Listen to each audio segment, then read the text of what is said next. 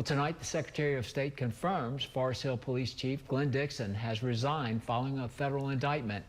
Alongside him, 2 Oakdale elected officials and a former city employee were also charged in federal and state investigations. Those officials have not resigned. And now the city of Oakdale has released a statement responding. As we previously reported, Oakdale's Police Chief Chad Doyle and City Marshal Michael Freck Slaney were among several members of Louisiana law enforcement charged in federal immigration fraud. Chad Doyle's wife, Allison, now faces state charges of malfeasance in office, and she's a former city employee.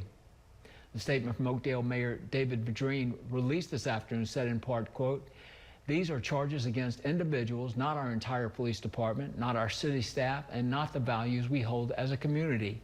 We're currently working closely with legal counsel to identify and explore all legal options related to the individuals involved," end quote. And we'll keep you posted on this developing story.